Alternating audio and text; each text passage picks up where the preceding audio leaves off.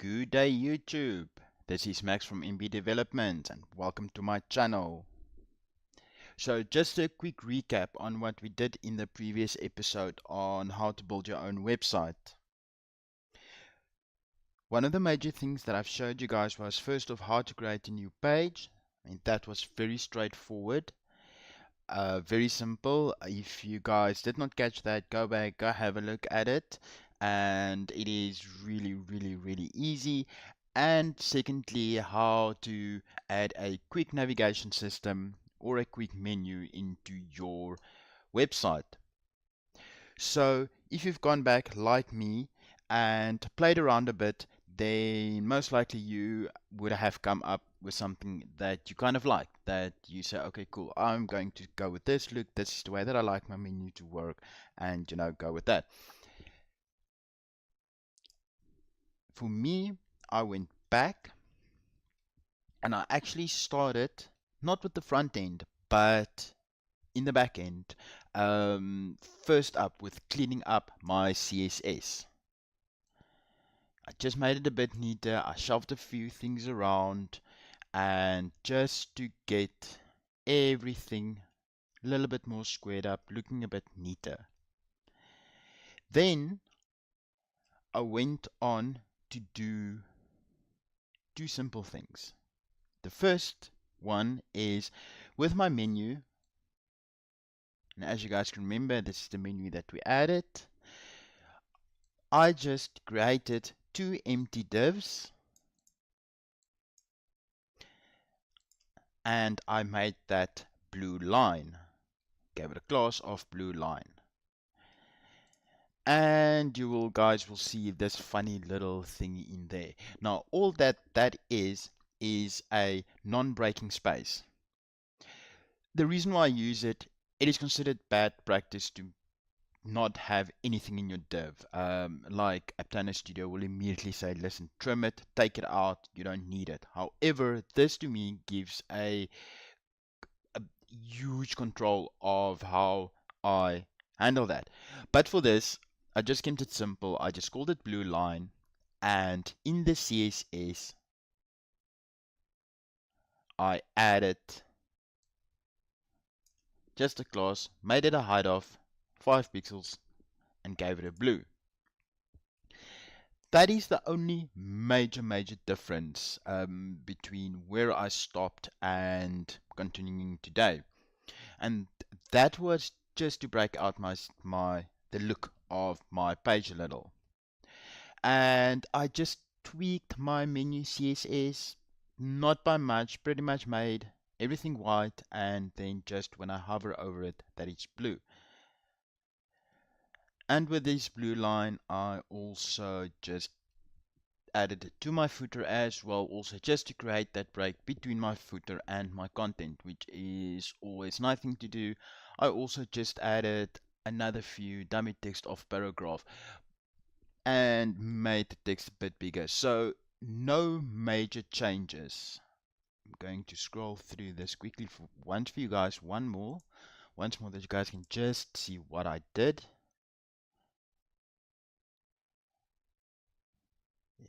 Go, and there's the menu CSS.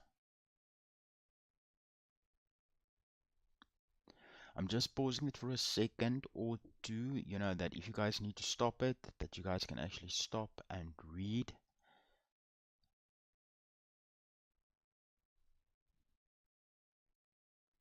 Because it is becoming rather big now, our CSS, but we are actually going to do something about that shortly. Okay, so that's the CSS, and just the div blue lines.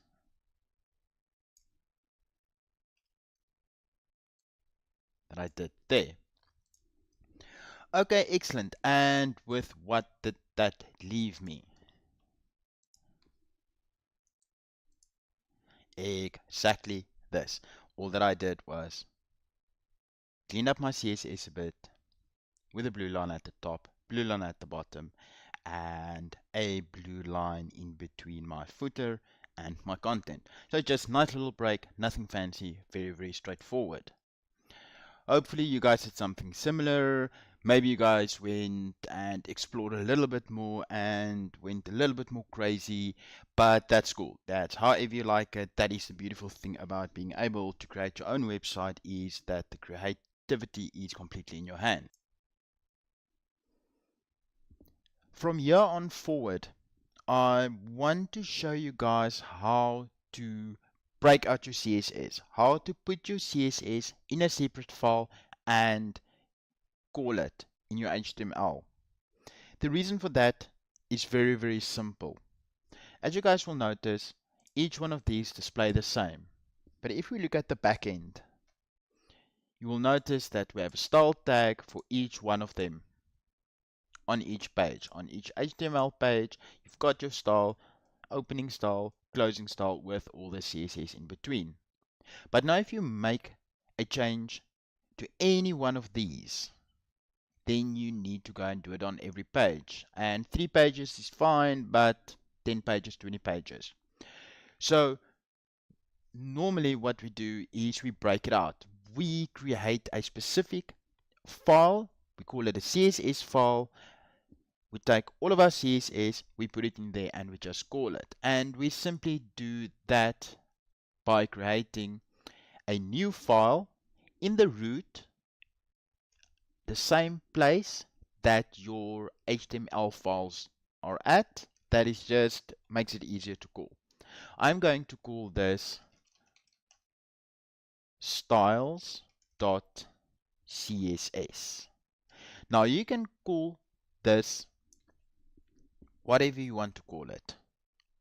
I normally call it style sheets. This time around I'm calling it styles for a very good reason. I'm going to say finish, and you are left with a blank document. Now all that you need to do in order to get this to work properly is just to tell it to make use of a character set of UTF-8. This came up before as well when we did our metas, if you guys can remember in some of the previous lessons. So add that is simply to tell it, listen, you are still dealing with a very specific character set when you are dealing with CSS. Even though it's CSS, it's still text. You can then go back to your index.html and everything between your style sheet, your style tag, open tag, and your style close tag, you can highlight.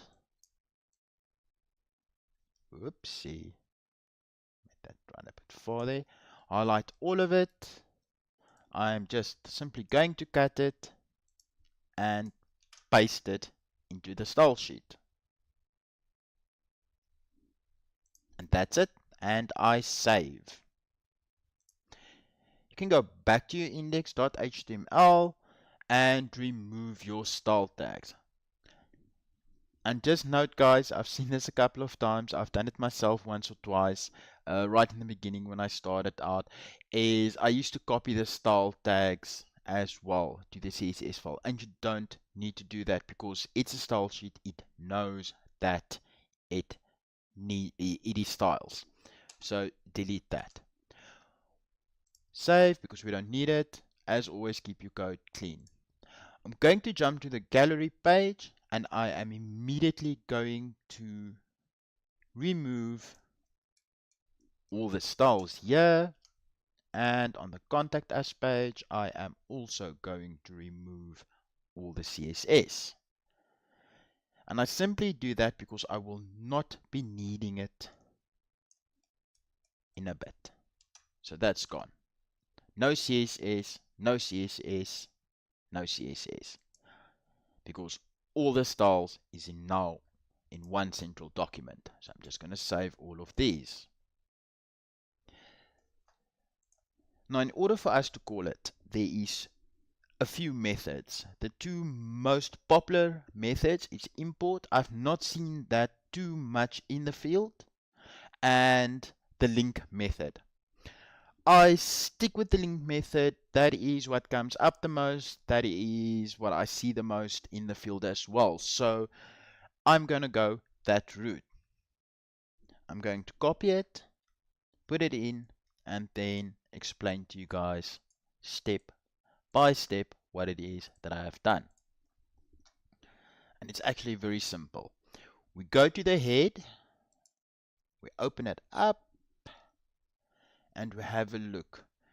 Now, you can place this pretty much anywhere in the head as long as it's inside the head. I normally do it just above my title. And I am going to paste that in. And I know this is a bit of a long piece of text and it makes it look a bit funny, but this is just that you guys can see and have a clear indication of what this is as a reference point. So first up, it's the link. Now all that it says is this informs the browser that you are linking pages.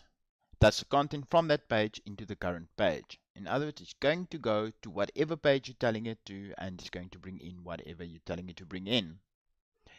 The relationship is you need to let your browser know. I am calling a style sheet. This is specifically my styles is in that page. The type, it's standard text, and it is CSS. So that it knows you are dealing with text, but it is for the purpose of CSS.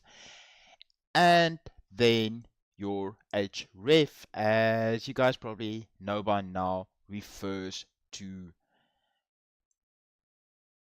where exactly that file is. In this case, I'm just calling styles.css for the simple reason the styles.css file is in the root, in other words, in the same directory as the HTML files. And you hit save, and that is it.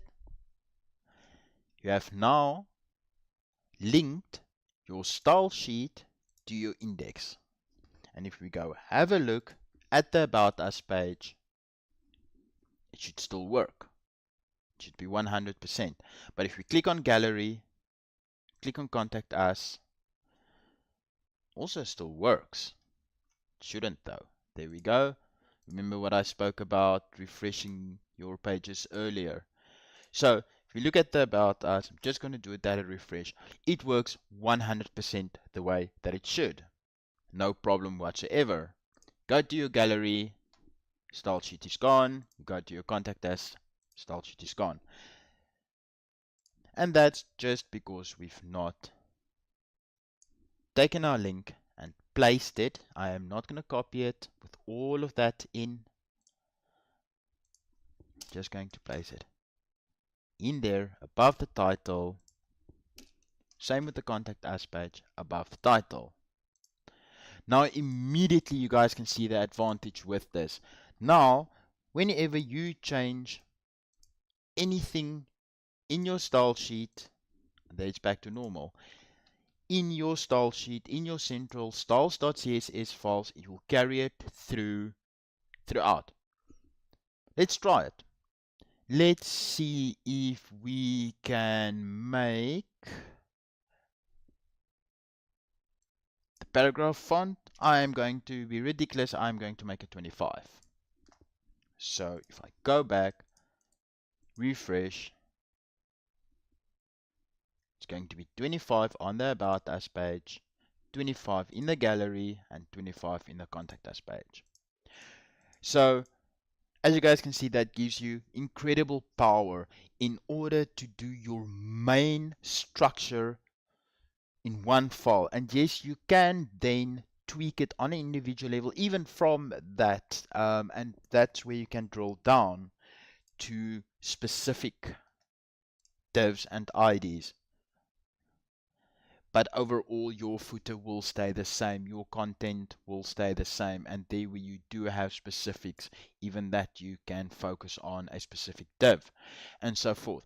So guys, that's an incredible, powerful tool that I've shown you guys right there, and that is probably one of the most important little tricks that you can learn about CSS.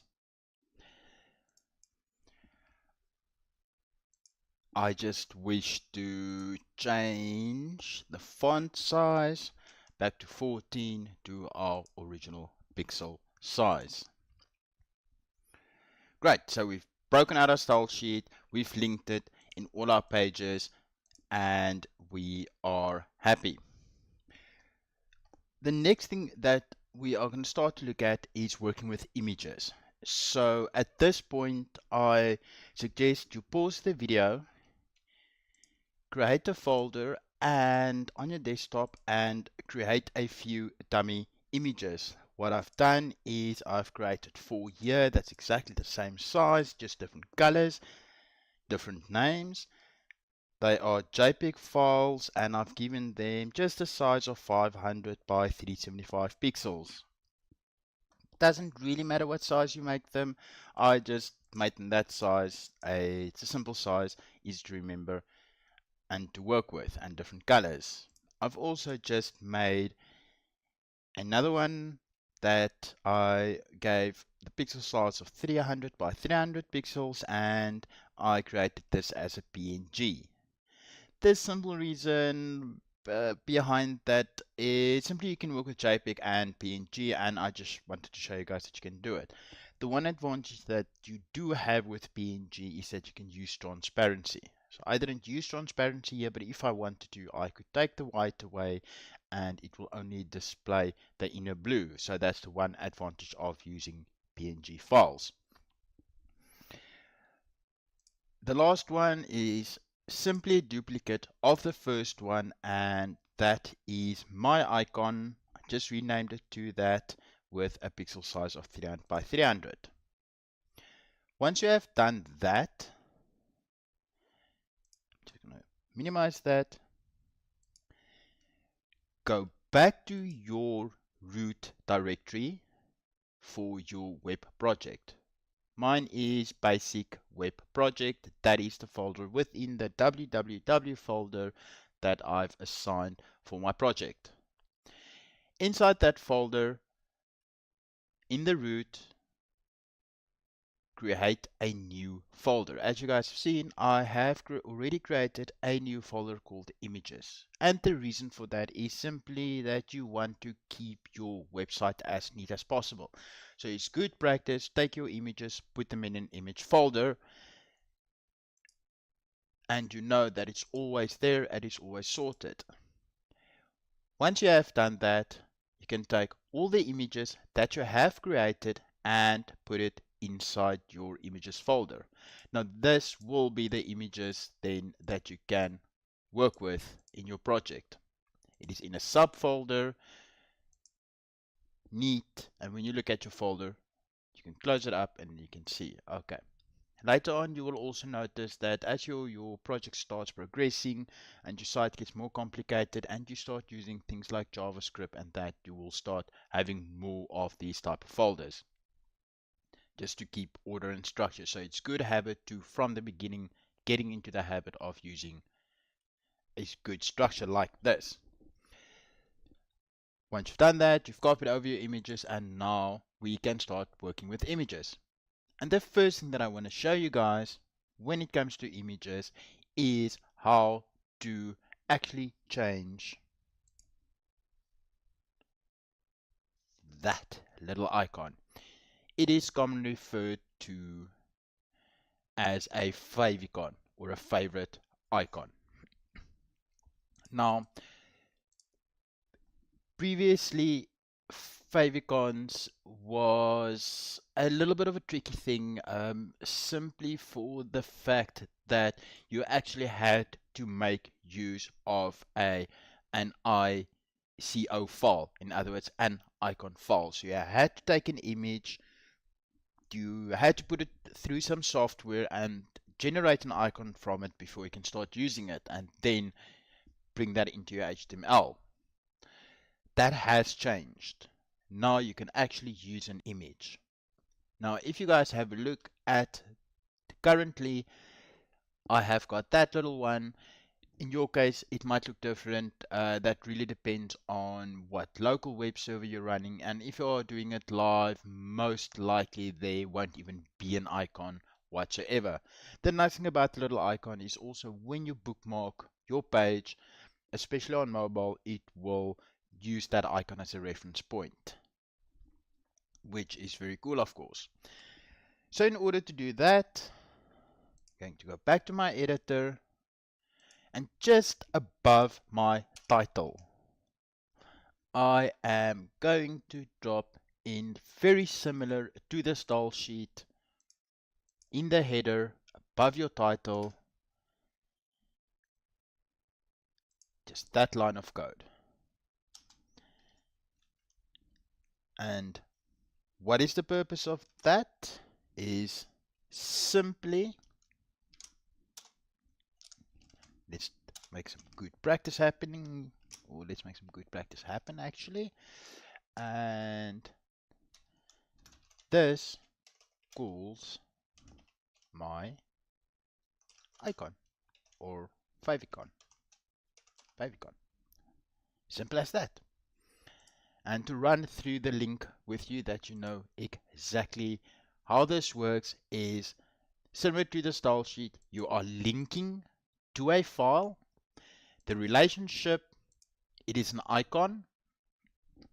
In other words, what I want you to do with what I am sending you is use it as an icon. I'm sending you an image and it is in the format of a PNG, and good old href, it references to that image, to that file. As you can see in my case, it's a local host, as that is my local web server, basic web project, and there it goes into the subdirectory to that specific myicon.png. That is saved.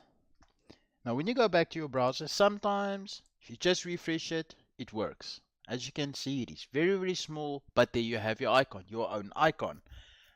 Now when you do PNG, obviously you can make that transparent and you will actually just have a little blue dot. But as you can see, it is very small, so whatever you do there, you have to make it extremely small. And if memory serves right, it's going to shrink it down to about 16 by 16 pixels, if memory serves. So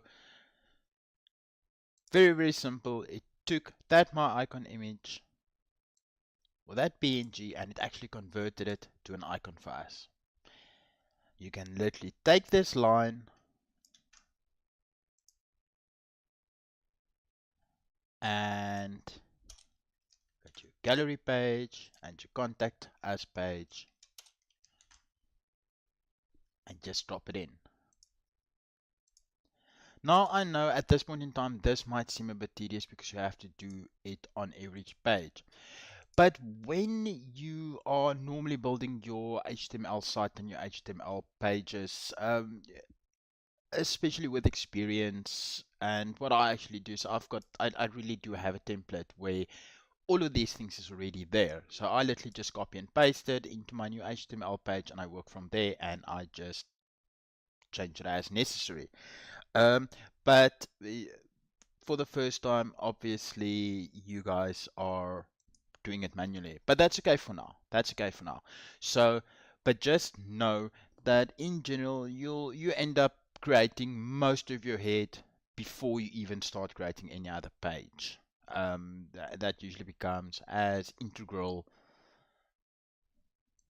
as those parts and as putting in just the head as well. So yeah, okay, so great. So you've actually got that now as well. So now you've got your nice little icon and that it actually gets associated with your site and with your page, and live it will do the same thing. And continuing on the trend of images, I'm going to now show you guys how to add images into your website. Just going to jump back here. If you guys can remember,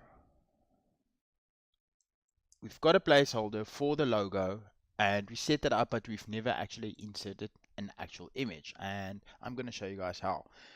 One more thing that I do, however, want to point out with this image directory, you guys have probably noticed by now there's an indextemp.html file in there. And the purpose of what? in general, you do not want people to be able to see all of the images that might be, or that is in your images folder. In this case, if I go to my basic web project /images, then I'll actually have a list of all my images. Now that's fine for now. In this case, it's local, it doesn't really matter. But when it's live, sometimes you will upload an image that you're not necessarily using in that particular point in time, and you really don't want people just to randomly have access to those photos.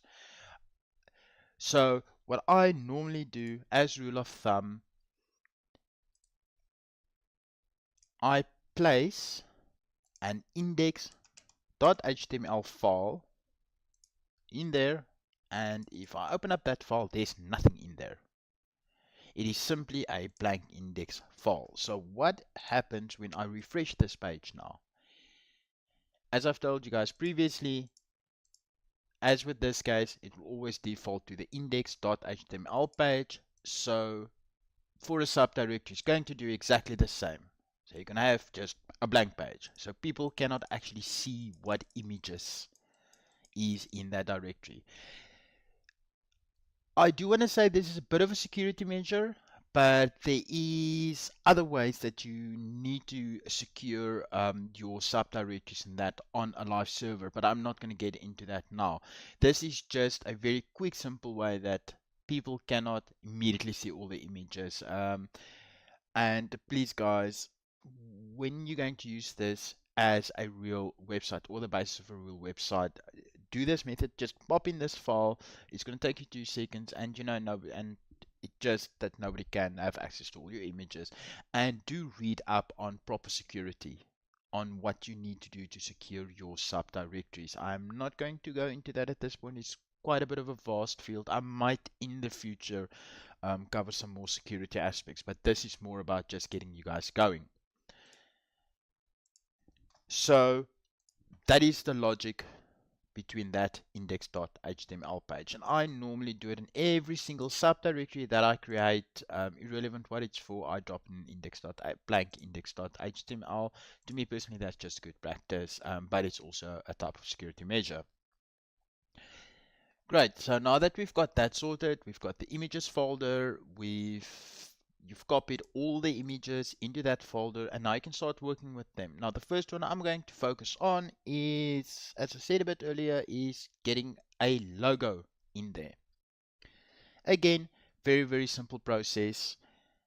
Go back to my editor and let's have a look. This is my header div, and that is where my logo should be. I do not need the paragraph tags at this point because we're working between a div and I'm going to be using an image. I just want to drop it in there. So the simple way of doing that, by one line of code, I'm going to remove that paragraph with the actual word logo in it. I'm going to replace it with this. And all that this is, and I'm going to comment it out as I go along. You guys know what I'm talking about. This is just to display an image. First tag is the image tag. All that you're doing, telling your browser that it needs to process an image now. What it is getting is an image. It works the same as any other tag. One thing that you guys will notice here is that there is no closing tag for image. I have never really investigated why exactly it is like that.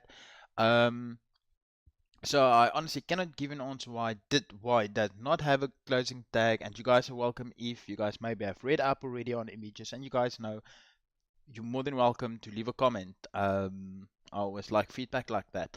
So, but I do know it works like this. So image, that is just to say it's an image, and instead of having something like a link or something like an href. In this case, it says src, which means screen. In other words, what must it show on the screen? And then, of course, the path to my image. Now, you will notice here that I've merely said images / company logo.png. Because of this index file being in the root, and when I just say images, it knows, okay, go to the images folder, which is one step down, and then call the My Company logo. You could put in the complete URL, but that is unnecessary. This is a shorter way of doing it. It's just to say, great, in the subdirectory images, which I have created earlier, go call the company logo and close it as it is. Just going to do that. And that is it. I'm going to save it. Go to my browser, refresh the page, and there you have it. Your first image in your website. Now, from here, this obviously opens up a whole new door of possibilities of what you can do, because now you can really start making your website pretty. But one of the things that I do notice here, for example, is this logo is too big. Yes, I've made it 300 by 300 originally, and I realize it's too big. Now, you can go back to your photo editor or to your image editor, resize and come back, but that's not necessary, because what you can do is simply specify the size. So what I'm going to do is I'm going to say screen, display that image, but make it a width of 300 and give it a height of 300. So what it will do is the CSS, as a matter of fact, the HTML, as a matter of fact, will resize this image for you, because it knows you've given it a width. You told it, listen, be that width, be that height. Look here, it stays exactly the same, because I told it 300 by 300, which is the image's original size. So I'm going to bring this down to, let's say, 150 pixels with a height of 150 pixels. Now, if you make this difference, change the height now, because that was square 300 by 300, height 150 by 150. If I make that height 200, it is going to stretch it. So just be aware of that. So always make sure that you do these two in proportion. Go back to my browser, refresh, and it has resized my company logo to 150 by 150. Now, it might not sound like a big deal, but it's going to, first off, it's going to save you quite a bit of time in terms of having to go back and resize an image, and this also later on comes into play when you start doing responsive web development and so forth, but I do not want to get into that now. However, just know that this is a better method of doing it. Make your image whatever size you want it to be, and then use your sizes here in order to adjust the size, because you might use the same image in different places in different sizes, so you do not need multiple copies of them. One more thing that you always need to add to your image, this is good practice and this makes it easier for screen readers, is one more piece of text that we just add, and that's alt. This is alternative text, meaning if something goes wrong, if I cannot display this image, what do I need to do? You get stuff like screen readers that cannot display images, it can only display text. So in that case, it will say, if you cannot display the image, just display the following text. In my case, just display my company logo. And there you have your complete line. So it's just image, which image it needs to display to the screen, the width, the height, and the alternative text. There is other things you can do with it as well, but I pretty much just want to show you guys this. So you've got your first image in. This has now opened a slew of possibilities of what you can and do now. And now you are able to work with HTML, you are able to put in images, and you are able to work with your CSS. So where to from here? I am just to expand a little bit more on adding images.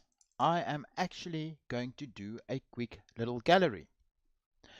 So I've prepared some code that I'm just going to drop in, and I'm going to run through it with you guys, and then you guys can see. Just to give you guys an idea of what you can do quickly with images. I was a bit lazy. There was other methods of doing it, but all I've done is I've created a new paragraph. I've created a new div. I've given it a class of gallery, and inside of it I have created a whole bunch of divs. There's my opening div tag. I gave it a class of column 1, column 2, column 3, and column 4, and in each one of them I just added an image. I did not add the alternative text. I should have, me naughty naughty, but it will still work. It's not a problem for this demonstration. So literally what I've done is made a bunch of divs and I put some images on the inside. I'm going to save this. Going to go back to my browser, refresh, and I know some of you guys already went, wait a minute, but he didn't do any CSS. And you would be 100% correct. So there's my images all squished up to the left hand side, and they are working, but they look absolutely terrible. My idea is for them to be in line with at least some sort of padding or something. So let's jump back. And now here comes the great part. I'm going to open up the style sheet, and all that I need to do is for each one of those columns give it a bit of styling to make it actually look like something. And because we're doing it a central point of the style sheet, go, it will automatically, because we've assigned the style sheet, sorry, wrong line, assigned the style sheet, drop this into the style sheet, save it, we refresh, and magic. There we go. I have a little gallery with 1, 2, 3, 4 images in it. I gave it a bit of styling. So let me run through the styling with you guys very briefly, but I think you guys should have a good idea of what I have done here. I called the gallery div the class. If you guys can remember, spoke earlier in one of my previous lessons about targeting a specific div. Now in this case, I specifically want to target the gallery and the image inside that gallery div. And the reason why I'm doing that is, if you notice, my logo as well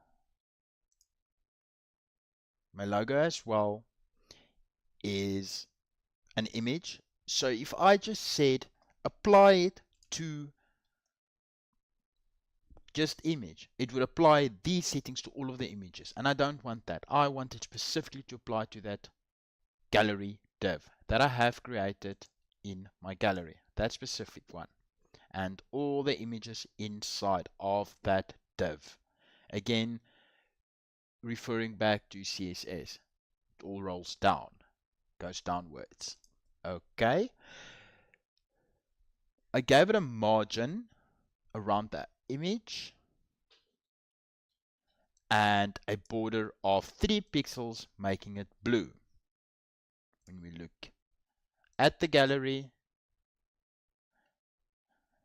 there's a margin of 10 pixels with a border of 3 pixels around it, around each one of those images, because I said all the images in that div.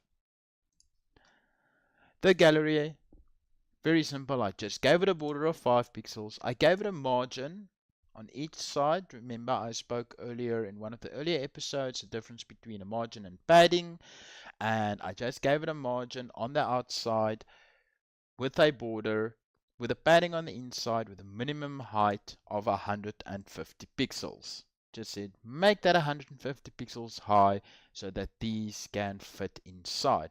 As you will notice, it is not perfect, but that you can adjust with either just tweaking the margins and tweaking the paddings to get it 100% in line. But I think you guys get the general idea. And just for the last bit, we have got each column. I told it just to float left. Now the float left means take all of those divs and float them left. Now what this calls in practical is that they actually line up next to each other. If these images become too big, let's say I made these images 300, thus pushing out these too far to the edge, it will actually push it below those two. So just be aware of that. I do suggest go read up some more on floats and divs and how they relate to each other, how they relate to positions, and it can become a little bit complex later on, but have a read on it, check it out. This is just the basics, so I suggest you guys go check it out, learn a bit more, and as you learn more about it, it becomes easier to understand it. But yeah, just for now, just know I've made them all just say float left. You guys can do the same on your side, float left, and that will just make them all bump up nicely into a line. Obviously, the spacing that you get between them is due to padding and due to margins that I have set. Play around with those as well, and then you can see what I mean by that. So you've created a very quick gallery. It's working. There is other ways to do it. I just did it this way just to give you a bit of more of an idea of working with images. You guys will notice that my logo is not in there yet, and on the contact us page not there either, but just on the about us page is I never copied this piece of text or code to the other header pages, or to the other HTML pages, sorry, to the other HTML pages to the header. So I'm quickly going to do that. That's a gallery and contact us. There's the header, put in my image, header, put in my image. Save all of it, and just going to refresh, and there we go. Whoops, contact us, still not. There we go, contact us. See? Excellent. So now you guys know how to use images. I've done a little gallery for you that you can just get an idea of how to expand on inserting an image, and it always stays the same, and you can play with the borders, and you can play with that image's CSS as you would with pretty much any other div. I've shown you guys how to change the width, how to change the height, and that you can actually apply it to a specific div that you are working with a specific tag. In this case, it would be gallery image and not just image, or else you would affect the logo as well, as that is an image as well. Great, now that is pretty much what I can show you guys in terms of using images. One more tip that I can give you guys, just very quickly, if you wanted to, let's say, as you did with a link, where you use text, as I showed you guys, remember here we created a list item, but the important bit being the actual link. Now, as you noticed, as you remember, should I say, in between that link, you put text. Now, you can actually do this for images as well. If you wish to not use text in there, you can wrap a link around the image. Scroll down. If you had to put a link around there and put a link, the opening link there, closing link there, it would work. It would definitely work. So let's try that. Let's say I'm going to use that as I want that to link to the contact us, page.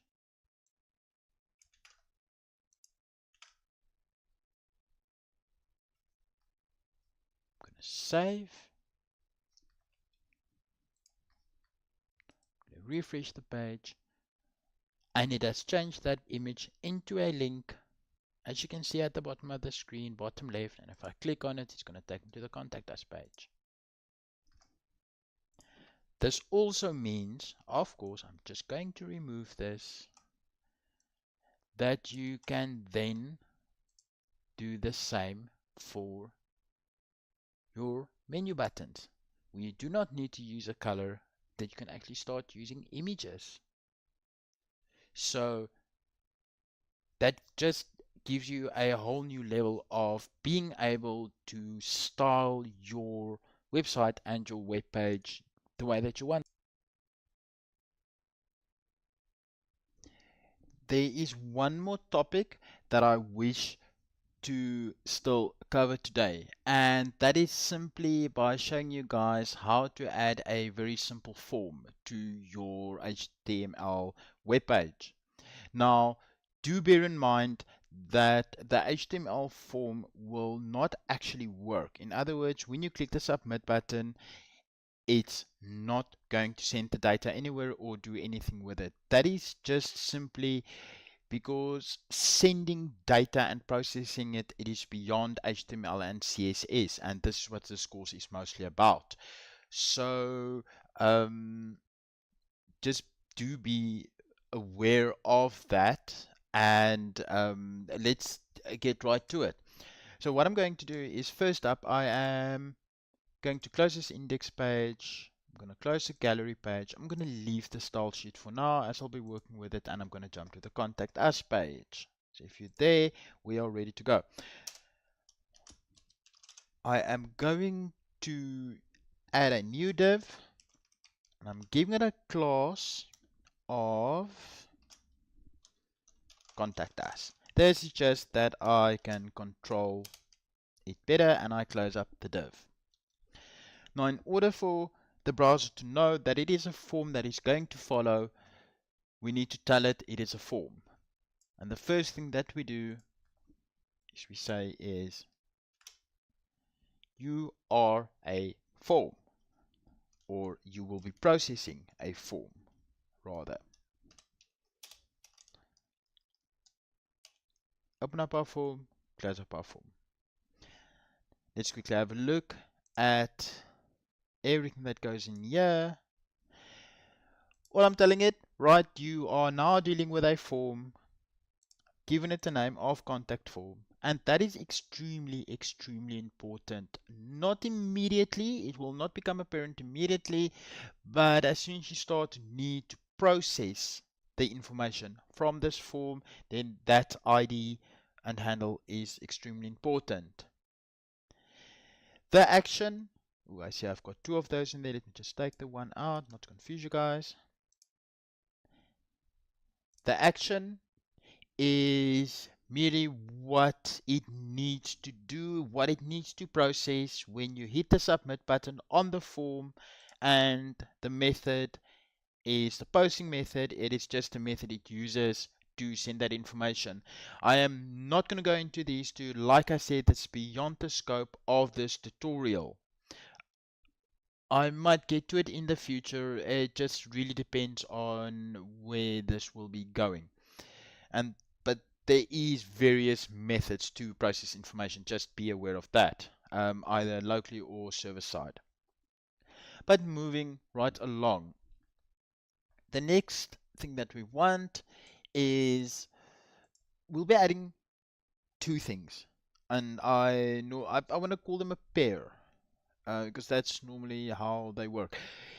Is I want to add an input, but at the same time I want the user to know what that input is. In other words, what I expect them to put in there. And the simplest way to do that obviously is a label. As with any other contact us page, 99% of the time what you will see is you will see name with a field, with an input field where you can put in your name, email address where you put in your email address, and a message. And that's exactly what I'm going to be doing here. So the first thing that I'm going to do is I am going to add a label. And all that means is it's a label. It says name. In other words, in this input field, you're going to need to put in your name. For equals name, that is just as important as the name equals contact form. Because again, you will need to be able, or you might want to format the specific label and stuff like that. So that is just the identifier, but instead of just using a class or doing it like that, it label works with for. So for name, and then what you actually want to display on the screen. What I normally do is I keep that and that the same.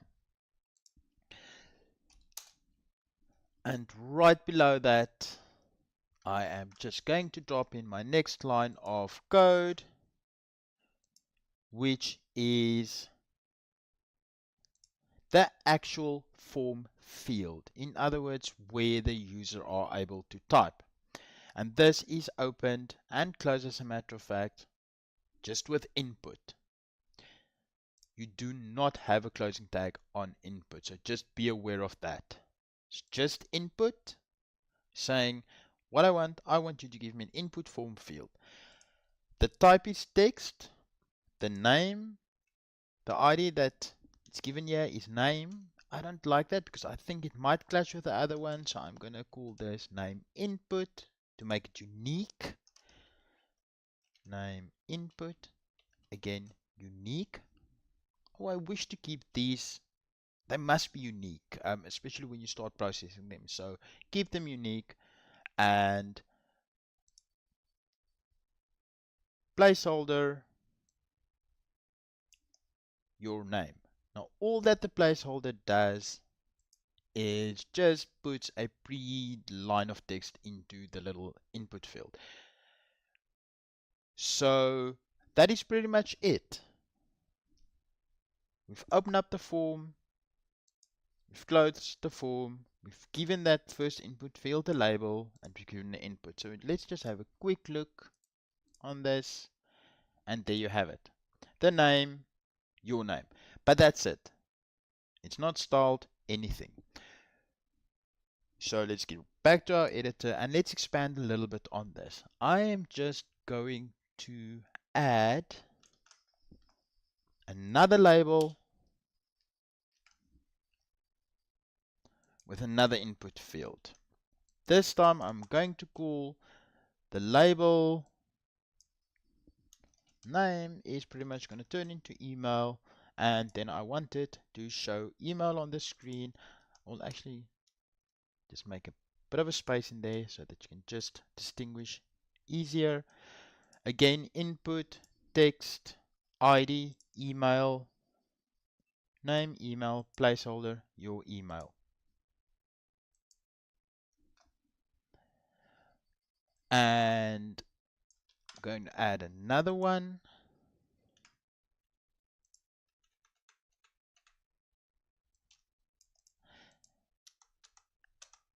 Again, label, same procedure. However, because an input field, as you saw here, is rather short. I mean, that's meant for name, surname, email address. But if somebody wants to send you a message, it's usually a bigger piece of text. So instead of using input, we use text area.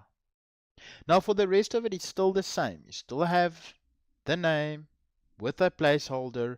The only difference is here again, you close up the text area, and this one has just got an ID added. Not essential, but suggest adding it as with that one. As with that one, it just makes things easier, and as a matter of fact, you are going to need it. It's an ID, so you are going to need it, especially when it starts coming to styling and so forth. So always ID, the name, which becomes important when you start processing, and then the placeholder, which is not essential. If we save that,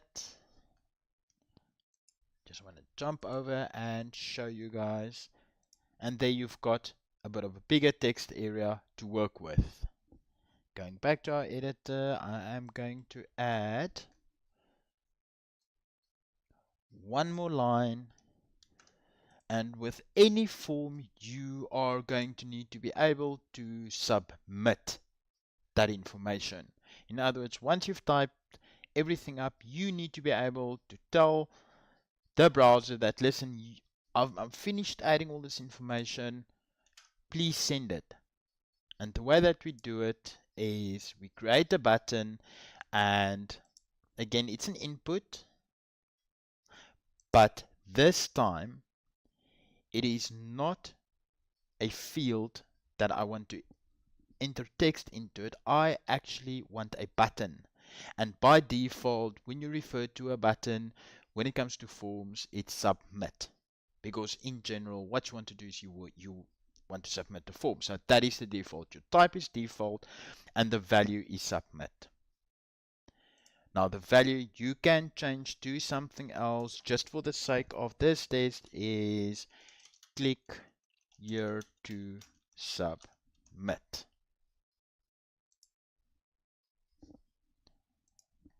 And when I refresh, there you have a submit button. But when you click it, you will see absolutely nothing happens. Even if you type anything in here, it will just not do anything. But that is the basic structure of a form. Everything in between your form tags, your label, input, your email with your placeholder, and so forth with your click here to submit. I do wish to add again on this. Normally when you do forms, you have things like error checking. Is this a proper email address? In other words, is it in the valid form? Is this message longer than, let's say, 250 characters that you want to limit it? Now, there is ways to do it. Now, I know some of these, like specifically for email, if I change this immediately to email, it will automatically bring that slide functionality to it. However, as rule of thumb, again, that takes a little bit more than just pure HTML and CSS, and I do think some guys actually do it like that, but it's much better to use something like jQuery or JavaScript or something like that, which is built for that purpose. But simply for this demo, for this tutorial, this will do. We're not really worried about error checking and checking if it is an email address. Obviously, if you're going to do this live, you would want to do that. Or if you're going want to make your website live at the end of the day, you're going to need to go into that. But for this, we're okay. But do understand that if you're going to use this live, you're going to need to do a little bit more research. I will most likely cover this in the future as I'm planning to, but I will get again to that later on. Great, so all that leaves us to do, I'm just going to jump away, go back. And the only thing we now need to do is to give this a bit of styling. Completed your form, everything is fine. The only thing that you would really need to do here now, besides for styling, is really the next phase where you start looking at error correction and making sure that it's a valid email address, or that they didn't use characters that's not valid or something like that. And but for now, all that we need to do is to add some CSS, and what I have done, I have pre-prepared that. I'm going to copy it, go to my style sheet again, because it's a central point of all your styles. I'm going to have a look at there, all that CSS, and there is all nicely marked out. Now you will notice the styling of forms is slightly different to the styling of the other CSS, but it's still CSS, it is still valid, and it still works. So I'm going to just run it from the top, going to run it down. As with the body tags and with those tags, input is built into CSS, it's built into the system, it's built into HTML, so you do not need to give an ID, need to define it as such, as long as you know that's an input, and because you want to affect all the inputs. And all that you're telling it here is, we're telling it that all the inputs that is of type text in those brackets, apply these styles to it. Again, input, select, apply these styles, and the same for text, for the text area. If you guys remember, if we have a look, this one is the text area, and these are the inputs. Now, you could break these out. Again, saying like I did with the previous CSS that I showed you guys. And if you guys can remember, I briefly mentioned that there is ways to make that CSS shorter, where you do have more CSS that applies to just more than one class. So instead of having to put each one down and retyping each piece of code, you can actually put them together and just apply it directly. Now, this is exactly the method that is used here. Instead of just saying, take the input, or on the input and on the text and apply, take select as well and apply to the text area as well. So meaning input, when that input is selected, and any input, because it's still an input, that text area, apply. Now, the submit button, obviously a little bit differently. So you would need a separate piece of styling for that, and that is simply input, this time the type being submit. Now this is a submit button. Apply that, will apply those styles to it. Moving down, again, I wish to apply, it's still an input, but the type again is the submit. But when I hover on that submit button, apply the following styles. CSS, the same as with normal CSS. And that is pretty much how input styling work. You tell it it's the input, what type it is,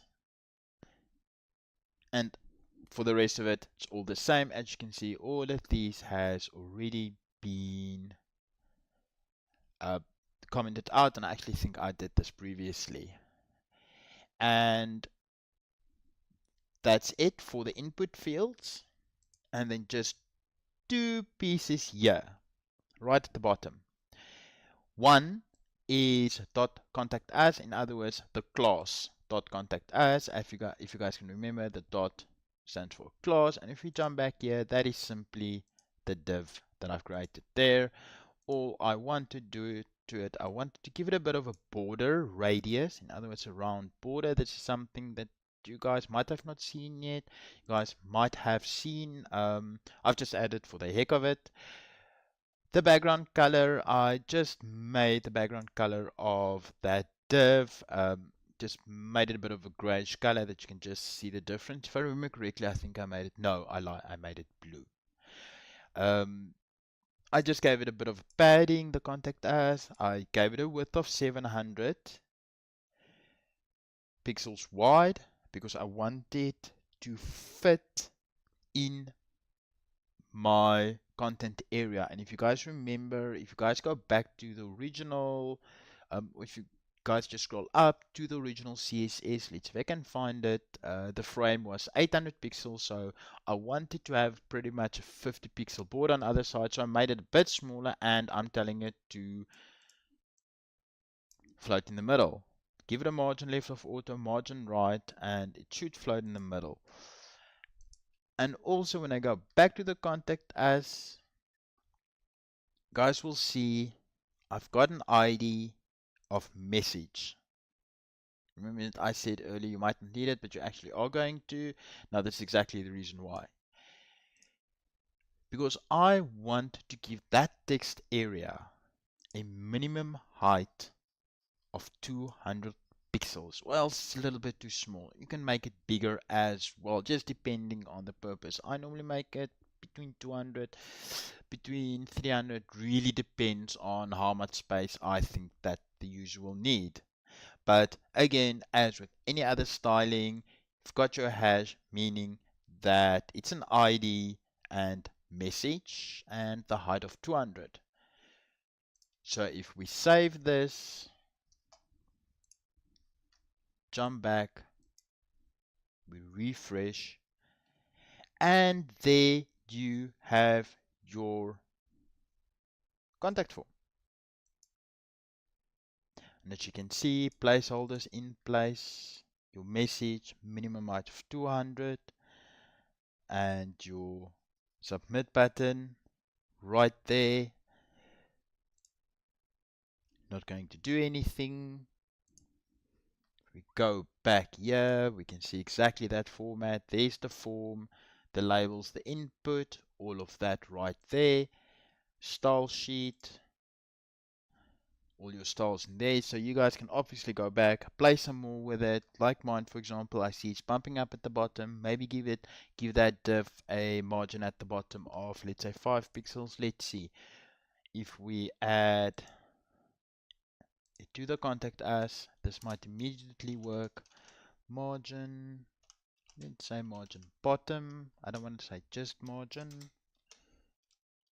because it will affect the top as well. I'm going to say margin at the bottom of 20 pixels. Jump back and let's see if that works. Ah, yes, you can use it, whatever the case. And there we go. We just gave it a bit of a margin. And that's your contact form. As I said in the beginning, this will not, however, work, but hopefully in the future I might get there. That's all of that. Excellent.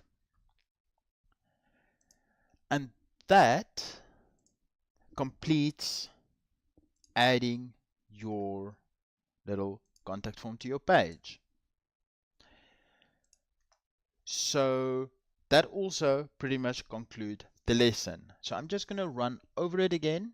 And I've got some good news and some bad news, which is not bad news, which is still good news. So let's get to that bit. First up, I just quickly want to run through things. Just do a summary of today, what we covered. We've cleaned up our site a bit more.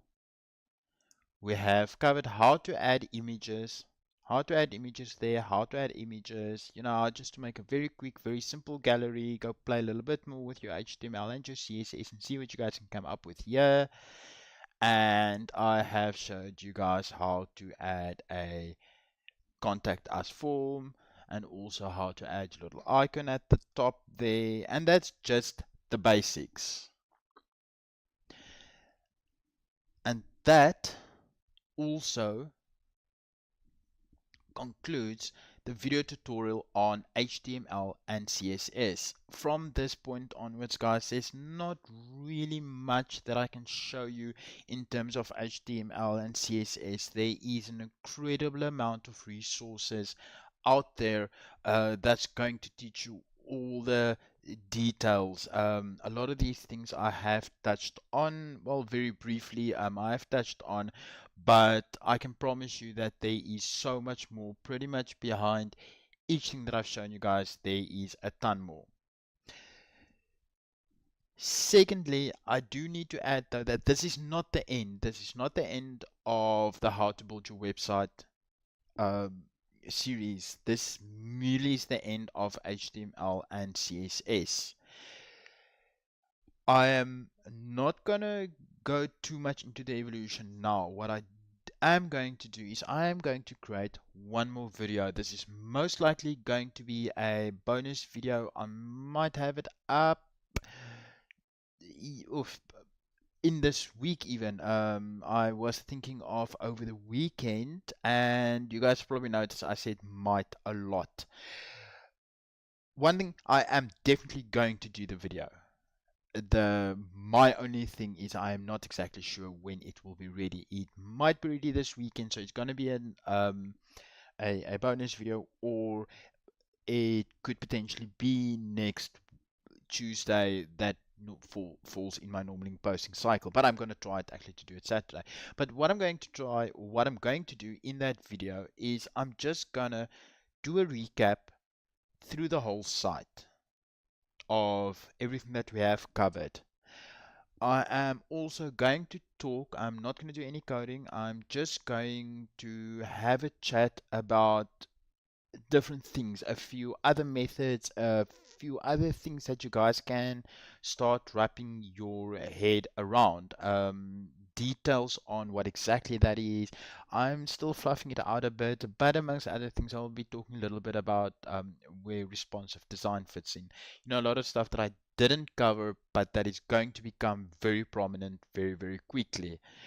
And there as well, I will tell you the future of the how to HTML, or the how to build your own website. But I can tell you this at this point in time is we're going to take what we've done up to this point, and we're going to continue with it.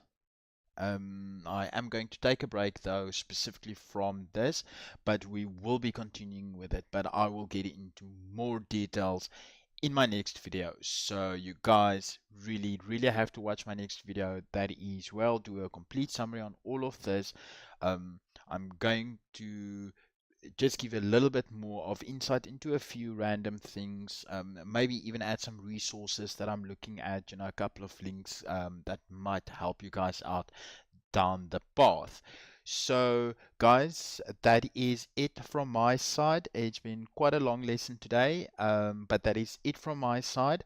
I will have that video up shortly, then you guys can have a look at that. That will also, like I said, no coding, just purely chatting about what we have done. And as always, thank you for watching, and I hope to have my next video up soon.